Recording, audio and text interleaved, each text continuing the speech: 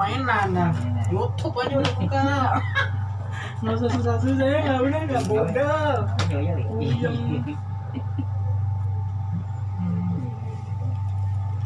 Aneh memang penasaran dari dulu memang waktu lagi main ARC. Aneh tuh suka gitu Pak sama yang namanya motor terbang dari kecil. Ini koper gitu. Dari kecil mah tahu apa bisa terbang di atas ya. Drone itu masih ada di rumah? Masih, udah sempurna. Udah tinggal dipakai aja buat nanti kalau ada event apa tuh. Saya punya drone juga apa di rumah. Cuman drone sama dia beda. Drone sudah dikendalikan dengan GPS. Jadi dia sudah ada autopilot atau UAV. UAV tuh terbang, kunci tek, udah nggak kemana-mana. Udah terbang nih udah. Ini dia nggak akan kemana-mana. Terbang di situ dia dengan posisi yang sama, koordinat yang sama, titik yang sama, ketinggian yang sama. Dia nggak akan bergerak. UAV pakai angin balik lagi. Balik lagi. Ada cerita dia, punya tetap di situ. Karena ya kalau itu kan teknologi Pak ya, zaman dia sih. Udah terbang, terus udah terbang ketinggian, tinggi 100 meter lihat ke bawah, terbang. Enak juga. Nah itu udah punya, itu udah finish, itu udah kalau ibarat kata baca buku udah khatam. Sekarang kita naik lagi ke tahap yang berikutnya yang lebih sulit. Widih, menang. Helikopter 6 channel. Kalau kita beli bukan kita kuning lagi ya, Namanya kita biru ya. Apa? Kita kalau belajar kita kuning. Iya. Kenapa? Kenapa Pak? Karena bagi umat Islam belajar itu hukumnya ialah wajib. Terserah apa aja, wajib. Semakin banyak ilmu yang kita miliki, gue jadi balik lagi ke situ sih. Nggak apa-apa lah. Emang arahnya ke sana. Pusing. Apa lanjut. Ini kencang nih kayaknya nih, gara-garanya nih mereka aja heran gue. Udah yang biasa-biasa aja sih Cang. Lah, Cang. Jadi aus. Qawaidul ilmi fardhatun ala kulli muslimin wal muslimat. Cari ilmu itu wajib hukumnya bagi orang muslim dan muslimat. Benar. Wajib. Benar. Karena manusia memang ya semacam kayaknya contohnya gini aja, kita kalau beribadah tanpa ilmu beda. Ibadah dengan manusia biasa dengan ibadah manusia orang yang berilmu. Tata caranya semua, tapi memang semuanya sudah maksudnya sudah di ini kan, sudah dipelajari kan. Semakin naik akan manusia tersebut, maka cara dan tingkah lakunya akan semakin berbeda. Ada juga kan kalau kita belajar ke situ agak gimana ya, jalurnya itu loh, jalurnya. Jadi kalau yang belum menyanggupinya maka dia nggak akan bisa berpikir ke situ, karena memang kuncinya locknya itu belum dibuka gitu. Cuman memang kalau untuk Ibadah pakai ilmu. Oh, ibadah pakai ilmu ya. Ya, jalannya panjang. Ya pokoknya intinya gini. Kalau kita balik lagi ke bawah, dengan ibadah, dengan yang kita miliki, ilmu yang kita miliki, semakin paham kita cara ibadah yang baik dan yang benar, maka dari tingkah laku kita juga akan semakin baik.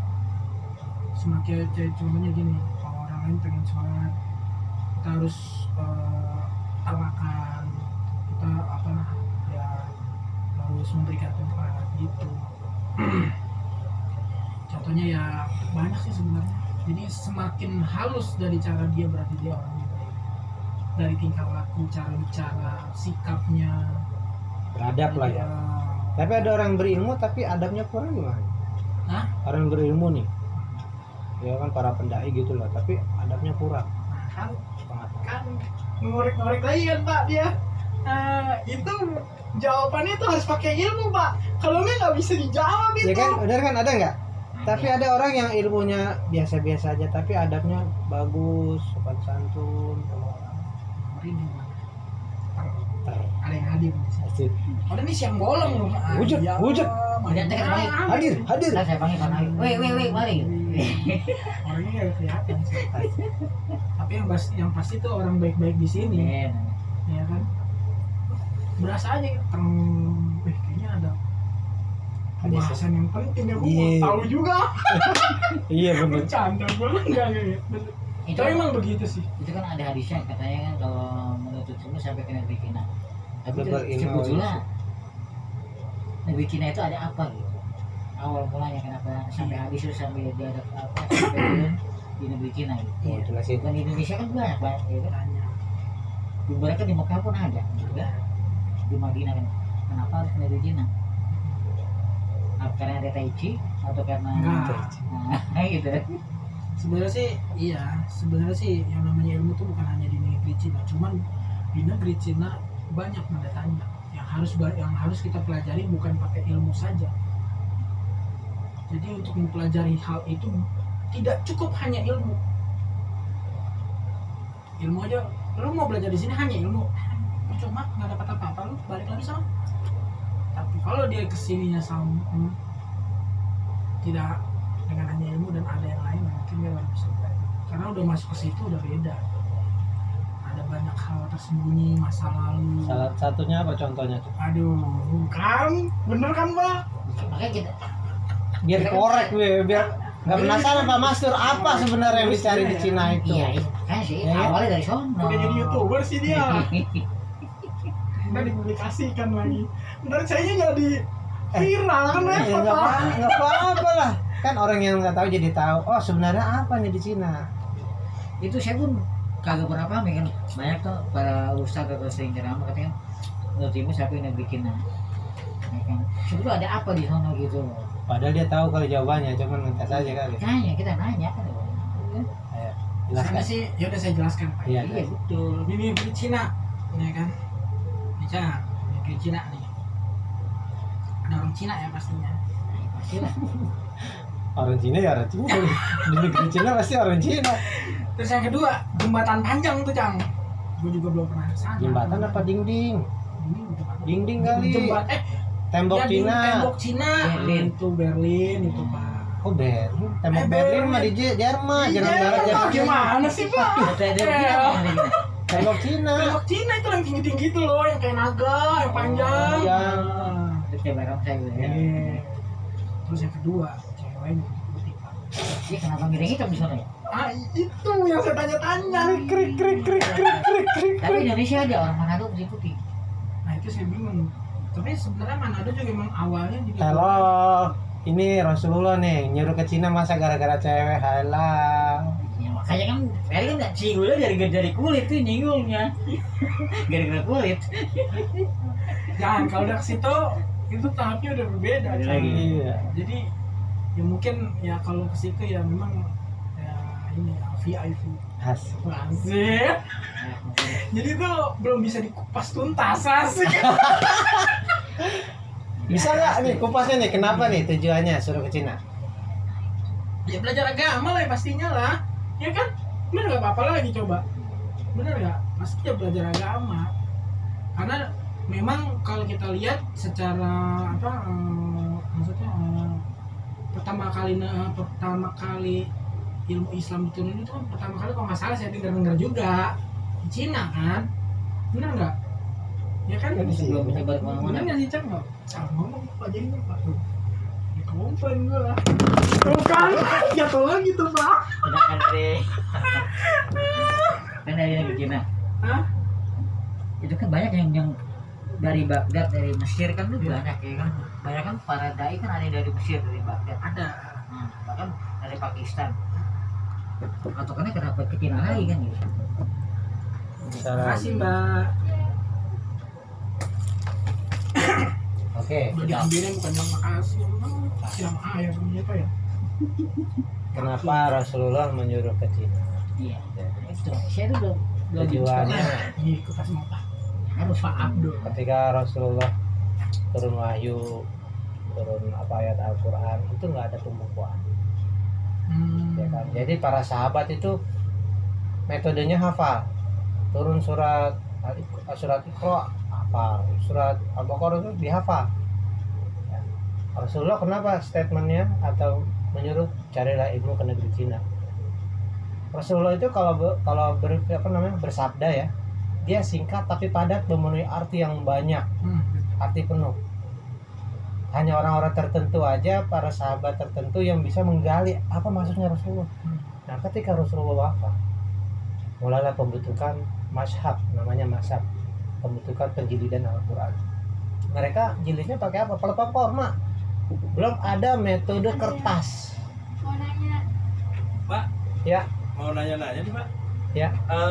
Ada styrofoam bekas nggak Pak? Waduh, belum ada ya. Biasanya sih ada di situ di TPS. Biasanya Oh, gitu. jadi, iya. Coba kita lihat-lihat Pak. Iya, silakan, Boleh, ya, Pak. Pak, ya? Boleh, boleh. Maaf Tuhan izin ini. Iya, ya. Silakan.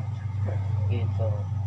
Nah, zaman Khalifah Utsman, jadi Abu Bakar, Umar, Utsman, Rasulullah udah meninggal, udah wafat. Ini ngeri karena peperangan ya melawan kafir, umat Islam makin gugur. Yang hafal-hafal pun gugur. Kalau seandainya yang hafiz Al-Quran meninggal semua, Al-Qurannya nggak bisa terwujud. Akhirnya pas khalifahnya Utsman bin Affan, kembali lagi ke hadis Rasulullah, cari negeri Cina, mengutus. Ada apa di Cina? Ternyata ke Cina menemukan pelajaran suatu ilmu membuat lembaran kertas dari pelepah pohon. Bayangin, pelepah pohon dihancurin ya kan. Pokoknya tahu lah metodenya. Akhirnya para sahabat itu, para tabiin ya, bukannya sahabat, dapat ilmu itu, balik lagi ke Pak, makasih Pak ya. Kosong Pak. Nggak ada. Iya, Ya. kosong. Maaf, ada yang nampung belum itu Pak styrofoam gitu? nggak ada Pak. Paling dikit kita ada, dikit diambil, dikit ada. Oh, udah ada yang ngambil. Iya. Tapi boleh siapa aja ngambil gitu boleh kalau di tempat sampah. Boleh sih.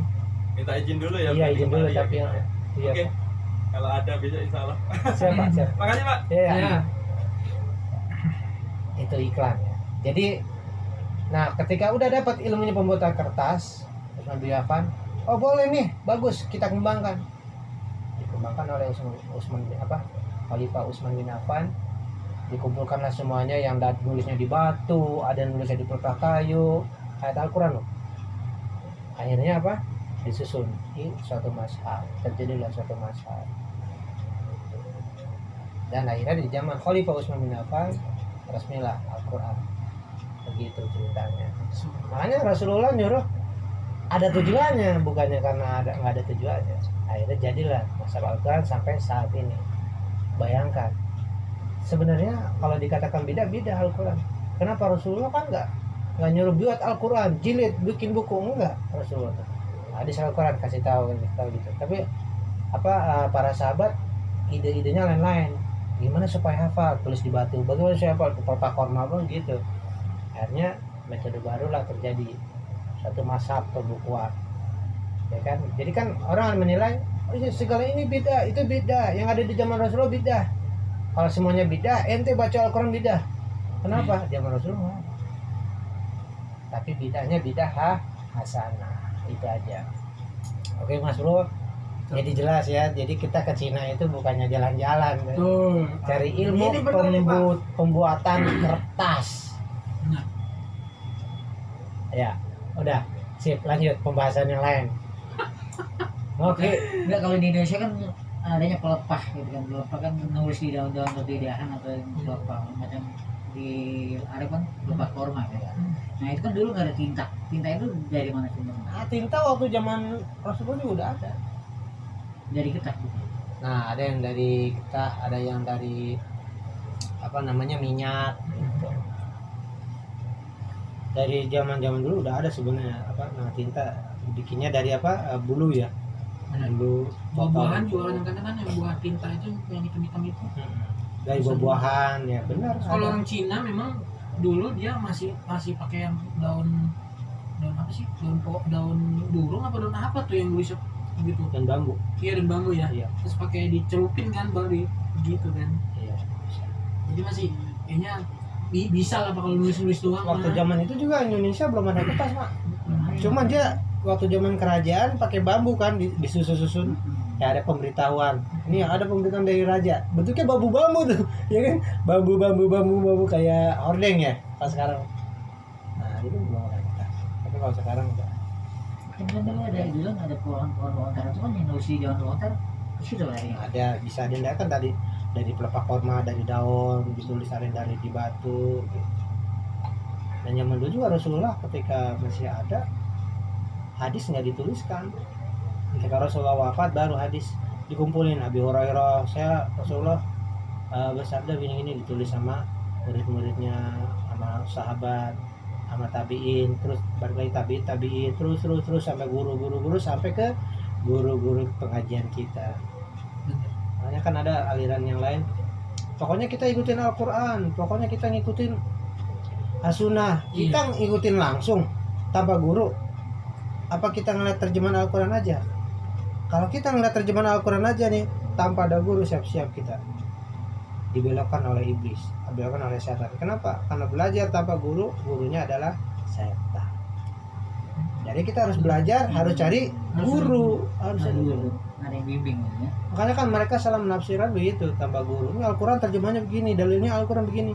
Man fasara Al-Qur'ana bi ra'in fatabawa aqdabu minan nar. Rasulullah begitu kalau bersabda. Barang siapa menerjemahkan Al-Quran dengan akalnya sendiri, siap-siap Allah udah nyiapin bangku di neraka buat itu. Memang harus ada gurunya.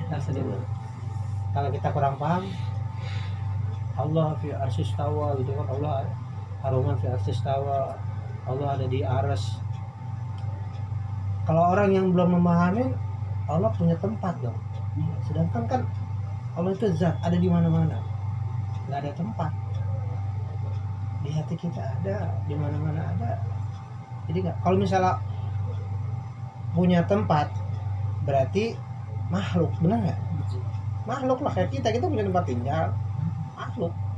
Allah bukan makhluk yang menciptakan makhluk. Makanya begitu. Kembali lagi ke gelas tadi.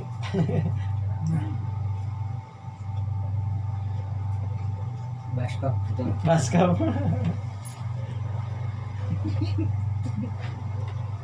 Ayo lanjut. Lanjut deh.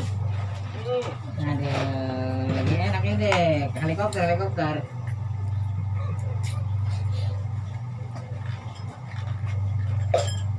Ini gobloan ada kayak gini ya? Ada. Banyak.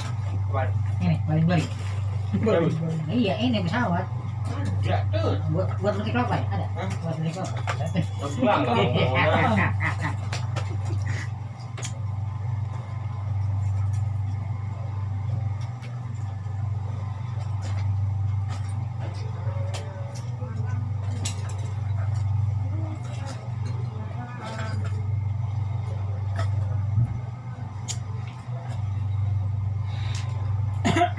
Nah ini kalau nyebut belokin yang mana? Apa dari belakang, dari depan? Dia bisa begitu gitu. Oh itu buat Jadi gini, ini kan upsteer. ini kan putarannya searah jarum jam, ya kan? Jadi kalau dia putaran searah jarum jam, maka badan ini kalau nggak ada ini akan berlawanan arah jarum jam. Oh ikut muter ya? Nah kalau ini nggak jalan, Dia ikut muter gitu. ikut muter. Karena apa? Namanya gaya apa sih, gravitasi apa sih, yang kalau kita giniin, kalau kita begini ya kita harus ada tenaga kesana, pastinya kita begini kan. Nah sama juga seperti ini. Ada tenaga daya putar begini yang menahan kan di bawah, maka yang di bawah akan berbalik arah ke sana. Iya. Mati kan? Kalau nggak ada baling-baling belakang. Nah, maka fungsinya dari baling-baling belakang ini mendorong sehingga kestabilan kapal ini ada, tetap terjaga.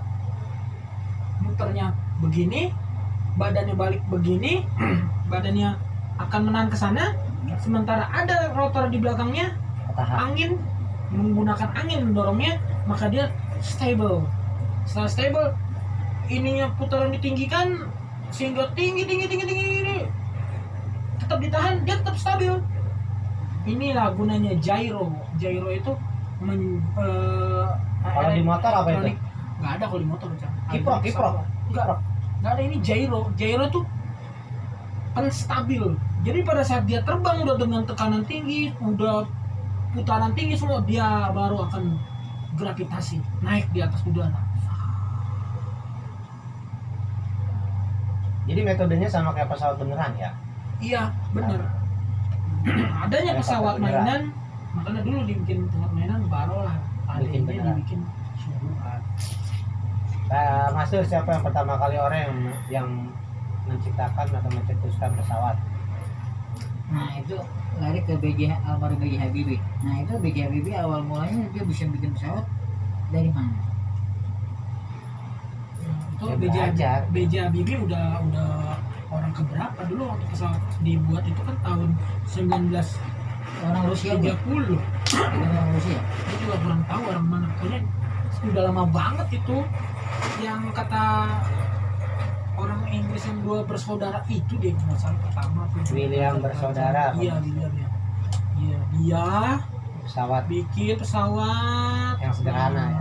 Lalu dia udah naik, udah berhasil, makin bikin lagi dia helikopter. Yang dibilang pesawat capung itu Itu dia. juga begini. Awalnya bukan begini, ini udah modern pak, udah modern. Dulu mah bentuknya lucu banget. Yang ada baling-baling kayak begini ya. Iya, lucu banget. Kayak per. Iya, Ya. ada yang begini, Iya. begini ya. Gini nih baling-balingnya tuh. Iya gitu. Viral. Itu yang macam kayak diinjut gitu sebenarnya kan gitu. Nggak bisa kalau diinjut karena putarannya udah berapa ratus RPM, tinggi sekali. Doang gua. Kalau bakal kuat, walaupun ya. dipakai gear atau gimana nggak akan bisa. Dia harus pastinya turbin, mesin atau apa lah pokoknya sejenisnya sehingga dia bisa dengan mencapai putaran tinggi.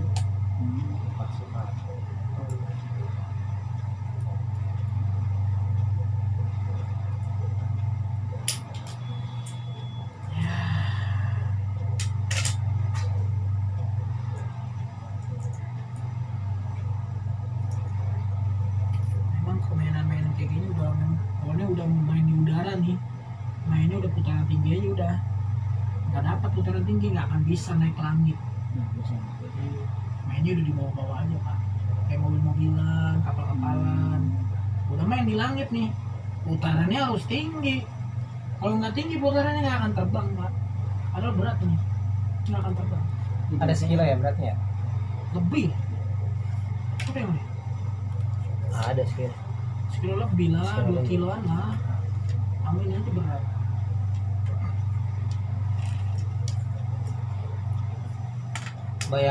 Bayangin kalau pesawat gede berapa ton? Kan bisa ngangkat. Enggak, tapi nggak berat banget. Berapa ya? Ton. Helikopter aja ya. Enggak sampai ton. Nggak sampai tonan. Nggak sampai ton. Dengan turbin dan lain sebagainya. Paling mungkin 600 ya? sekitar 500 kilo ya, 500 kilo atau dengan manusianya 600. penumpang 4 lah ya kan. Nah, dia itu menggunakan besi apa planium atau Kalau Langkahnya itu besi helikopter. iya, ada beberapa besi, cuman beberapa persen yang mereka menggunakan pita. Titanium, enteng kan? Kenapa titanium? Karena bahan titanium itu yang pertama kuat, yang kedua ringan, Terus nggak karat kan? nggak berkarat, dan juga kualitasnya dijamin bagus.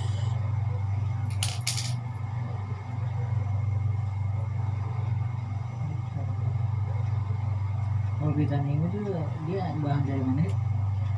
Nah, titanium itu kayaknya dia ya ada di dasar bumi sih, nggak mungkin dia di luar. Kalau di luar bumi kayak di planet lain ada namanya ini meteorit, ya meteorit. Kalau kan di dalam bumi kalau kita pelajari ya, kalau yang hanya kita pelajari di SMA itu kan ya yang kita tahu timah, tembaga, aluminium, apa lagi tuh?